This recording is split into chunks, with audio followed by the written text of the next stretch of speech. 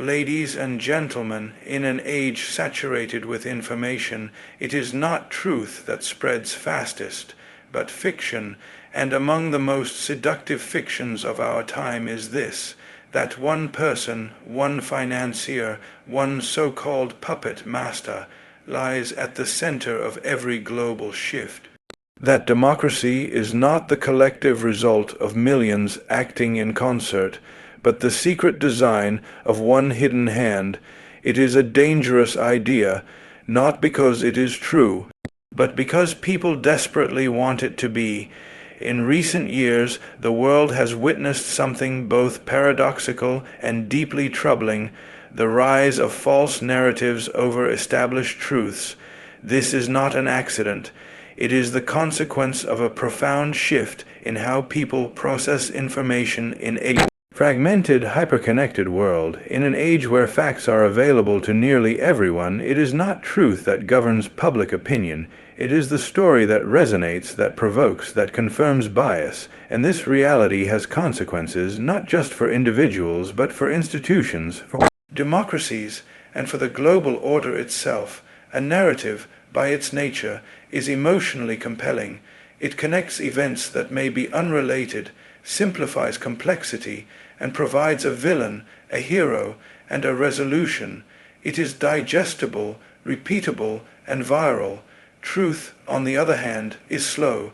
It is layered, inconvenient, often uncomfortable. It requires critical thinking, openness, and the willingness to admit uncertainty. And that is precisely why, in times of fear and upheaval, narratives often eclipse truth. People do not seek facts when they feel threatened. They seek meaning. They seek explanations that relieve them of confusion and offer the illusion of control. Throughout history, this dynamic has been exploited, but in today's media landscape, where the boundary between journalism and propaganda has eroded, where algorithms amplify outrage, and where public discourse is shaped not by deliberation but by velocity, the impact is accelerated. A lie, strategically crafted and emotionally charged, can move millions before the truth has even registered. And once that lie takes hold, it becomes more than a belief, it becomes identity. This is where the danger lies. When people define themselves not by shared values but by shared enemies, when loyalty is measured by the rejection of evidence, then public reason begins to break down. Institutions that rely on trust, courts, elections, science, the press become targets. They are labeled corrupt, biased, or controlled. And those who support them are cast not as citizens in disagreement, but as enemies of the people. The tragedy is that many of those drawn into false narratives are not malicious. They are often people who feel betrayed by governments, by markets, by elites. Their mistrust is not entirely unfounded. There have been failures, abuses, and neglect, but where healthy skepticism becomes blind cynicism, where inquiry becomes accusation, we move from reform to rupture, and in that rupture demagogues thrive. They do not need to offer solutions. They only need to name the enemy, to simplify the world into black and white, us and them, and they will always find fertile ground when truth has lost its voice. The solution is not to silence those who spread lies, nor to shame those who believe them. That would only deepen the grievance. The solution is to rebuild trust patiently, honestly, and persistently. It means holding power accountable, including our own. It means acknowledging the complexity of real problems rather than pretending they can be fixed by slogans or scapegoats. It means protecting the institutions that safeguard truth, even when they are imperfect, and most of all, it means investing in the one resource that cannot be faked or fabricated, critical consciousness. The struggle between narrative and truth is not merely academic. It shapes elections, economic policy, foreign affairs, and social cohesion. It determines whether societies respond to crises with wisdom or with fear.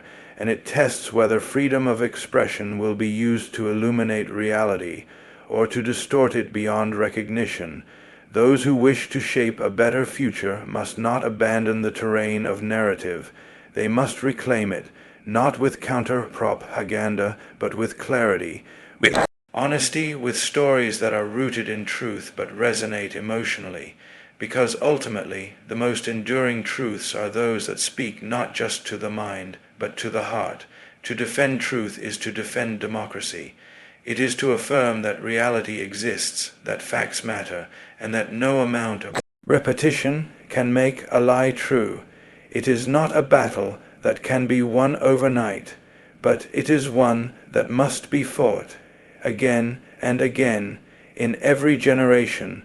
For without truth, freedom becomes an illusion, and without freedom, humanity loses its way. Wealth is one of the most misunderstood forces in the modern world. It is seen both as a symbol of achievement and as an instrument of corruption, and increasingly it is weaponized, not only by those who possess it, but by those who seek to discredit anyone who uses it to challenge entrenched systems of power.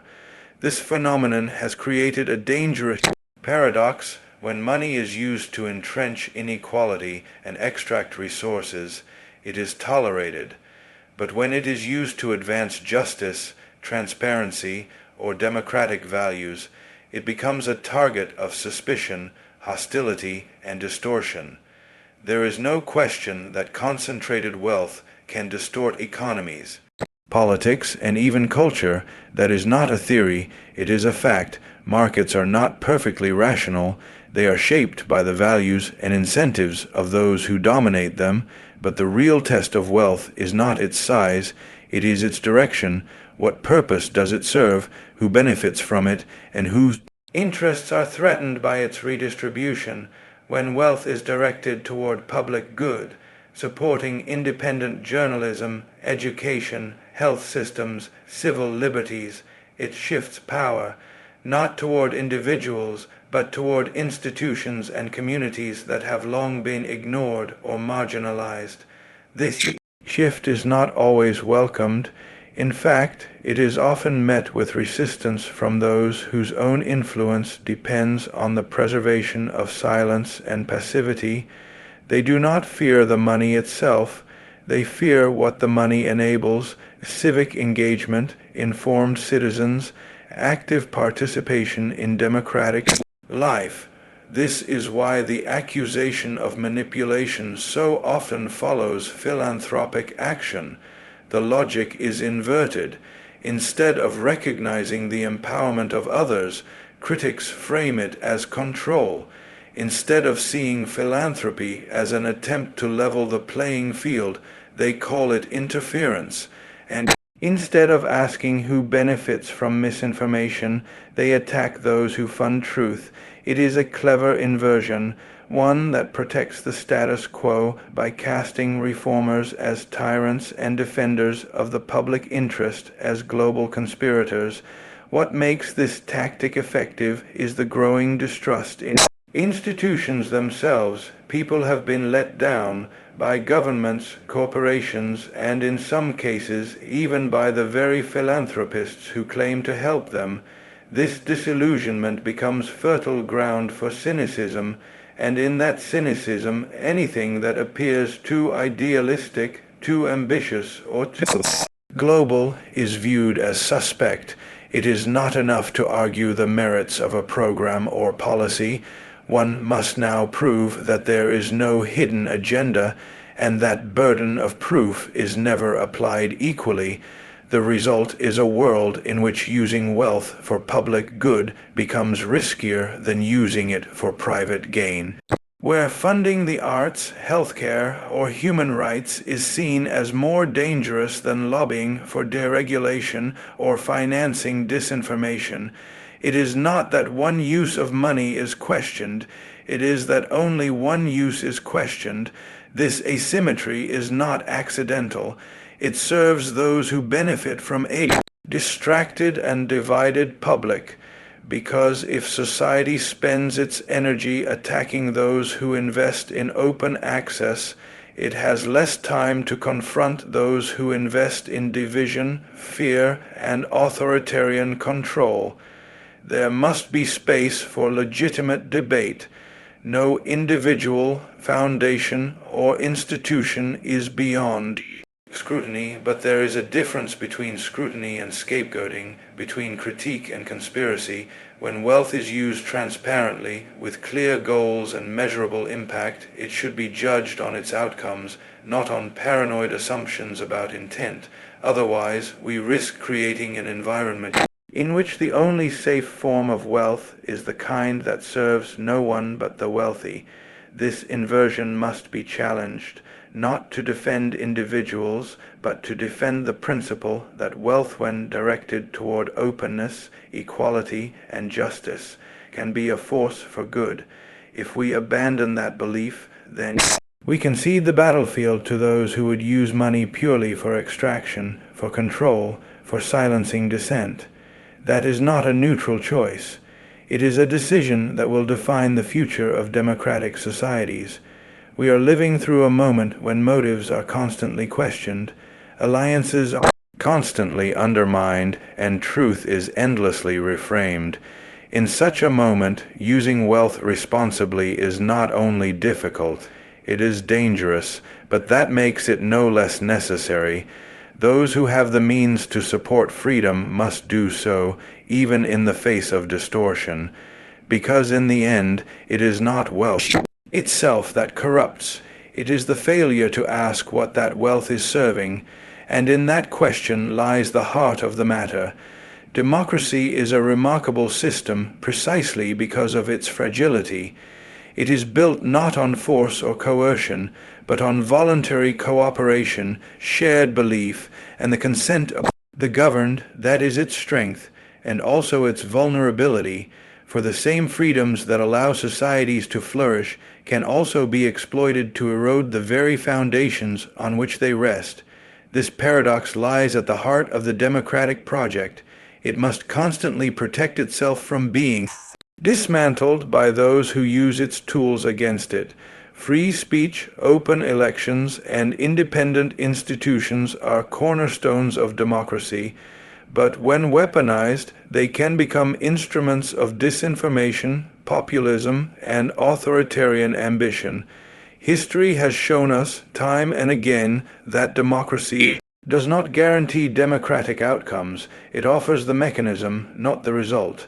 And when people lose faith in the system, when they feel excluded or betrayed, they may willingly hand over their freedom in exchange for the illusion of order, strength, or clarity. This is not merely theoretical.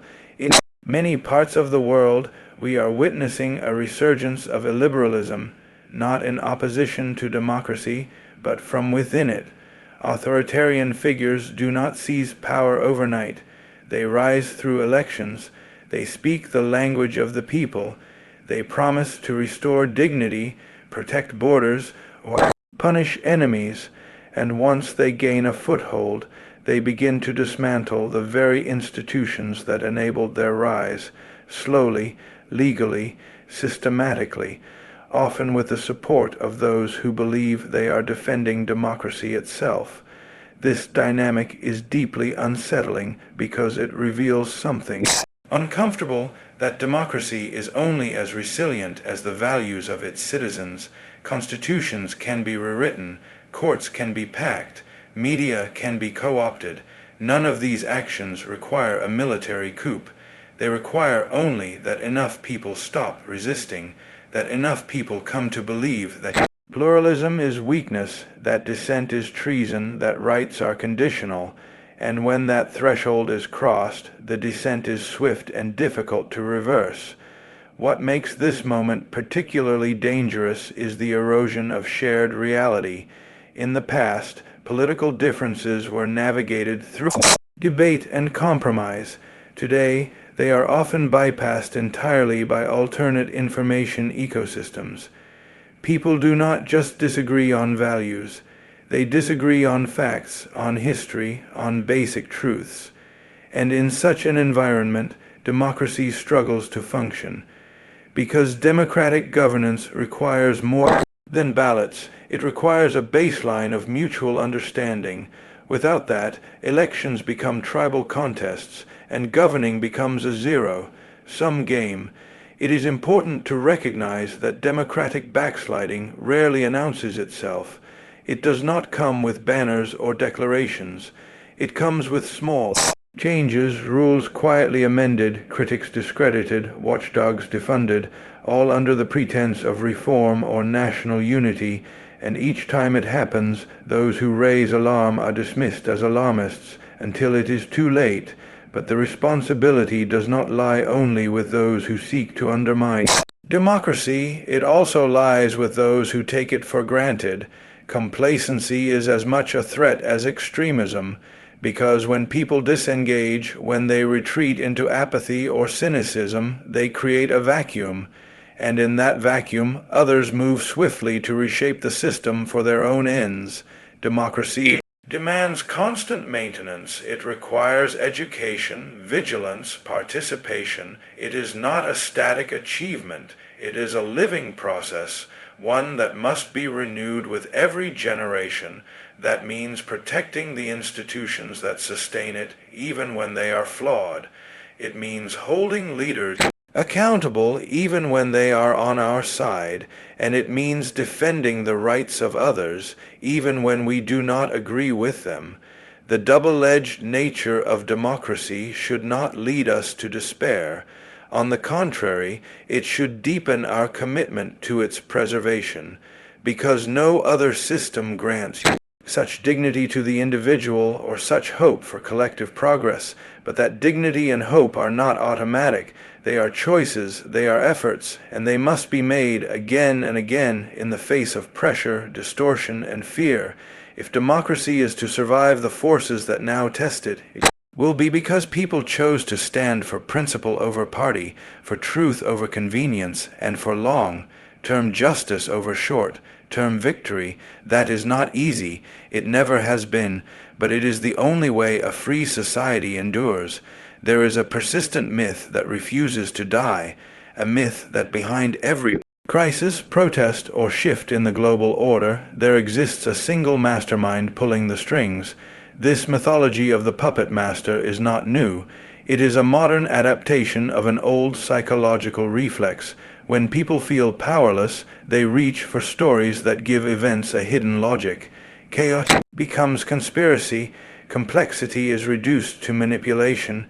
It becomes easier to believe in an invisible hand than to confront the uncomfortable truth that much of what happens in the world is the result of systems, flawed, human, and often uncontrollable. The puppet master myth thrives in periods of uncertainty, economic instability, mass migration, climate disruption, political unrest. These are the ingredients, and when they appear simultaneously, as they so often do in our interconnected world, people search desperately for someone to blame. That blame is rarely distributed proportionally. It is concentrated, targeted, personalized. A single individual or group is accused of orchestrating global events, engineering civil society, or destabilizing entire regions. The myth provides emotional relief, but intellectual stagnation. It offers comfort, not clarity. This belief is especially appealing in the age of digital echo chambers. Once an idea takes root, no matter how implausible, it is repeated, repackaged, and reinforced until it takes on the appearance of truth. Facts become irrelevant. Motivation becomes irrelevant. The story, once launched, is immune to correction, and those who benefit most are not the accused, but those who use the myth to deflect from their own failures, incompetence, or authoritarian ambitions. What's deeply ironic is that the myth itself is profoundly anti-democratic. It suggests that the collective will of millions can be overridden by the designs of one. It denies the agency of activists, voters, journalists, and ordinary citizens by reducing their actions to mere puppetry. If people demand reform, they must have been paid. If they resist tyranny, they must have been manipulated. The myth robs people of their dignity, their autonomy, and their voice. It does not challenge power, it affirms it by suggesting that all change must originate from above. The narrative is often cloaked in language of sovereignty, tradition, or patriotism. It exploits legitimate grievances, economic despair, social alienation, cultural anxiety, and redirects them toward imagined enemies. Instead of asking how inequality took root, the question becomes who is secretly profiting from it. Instead of examining how governments failed to deliver justice, the question becomes who conspired to manufacture dissent. It is a strategy as old as politics itself. Redirect anger away from those in power and toward a foreign, elite, or invisible actor. This mythology is not just misguided, it is dangerous. It turns civic debate into suspicion. It transforms philanthropy into subversion. It treats transparency as a smokescreen and reform as infiltration. Those who support open societies, who fund education, or who advocate for human rights are rebranded as manipulators. Their motives are not debated, they are presumed, their actions are not examined, they are demonized, and in this environment, reasoned discourse collapses. All that remains is accusation. The most tragic aspect is how many people accept this myth not because they are naive, but because they have lost faith, faith in institutions, faith in politics, faith in each other. They feel betrayed, and that betrayal makes them vulnerable to the simplest story available. One villain, one motive, one grand plan, but the world does not work this way. Social progress is messy, non-linear, and often driven from below. The most meaningful change rarely comes from central control, it comes from the accumulation of small acts of courage, solidarity, and resistance. Challenge the puppet master myth is not to defend the powerful, it is to reclaim the dignity of those who struggle for justice, often at great personal cost. It is to affirm that people are capable of thinking for themselves, organizing for themselves, and fighting for their own future. It is to reject the idea that everything is controlled and to embrace the truth that much of what happens in history is the result of choices made by ordinary people under extraordinary circumstances. In the end, the myth is seductive because it absolves us. If someone else is pulling the strings, we are not responsible, we are not complicit, we do not need to act, but that is precisely the lie that sustains oppression. The truth is harder to accept, but infinitely more powerful, that we are not puppets, and there is no master. There is only us, our fears, our hopes, and the decisions we make. The real threat to open societies today does not wear a uniform, carry a banner, or march openly through the streets. It cloaks itself in legality, speaks the language of democracy, and exploits the very freedoms it seeks to destroy. This is the nature of authoritarian opportunism. It does not arrive as a coup, it emerges as a choice, often disguised as stability, strength, or tradition. It is opportunistic by design, waiting for the moment when societies are fractured, institutions are weak, and citizens are too exhausted or distracted to resist. Authoritarianism in the 21st century is not imposed, it is invited, it is elected. It rides waves of discontent, often justified discontent, and offers simple answers to complex problems. People who feel abandoned by globalization, who see their jobs displaced, their identities questioned, and their futures uncertain, become ripe for persuasion.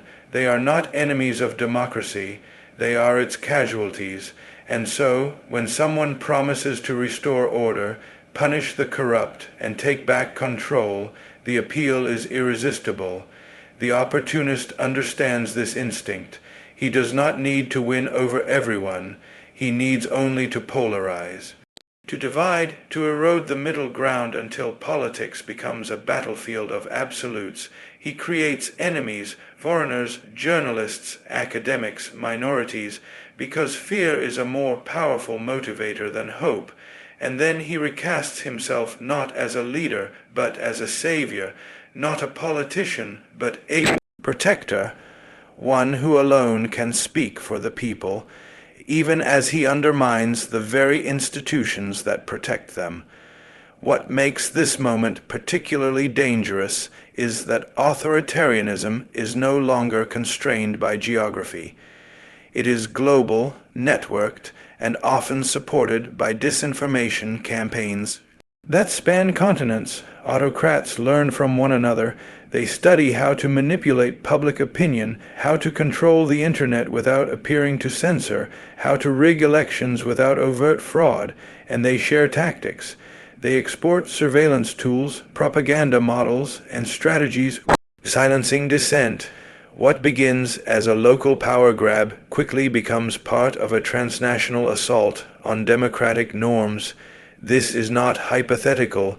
It is happening in different forms, in different countries, but with chilling regularity.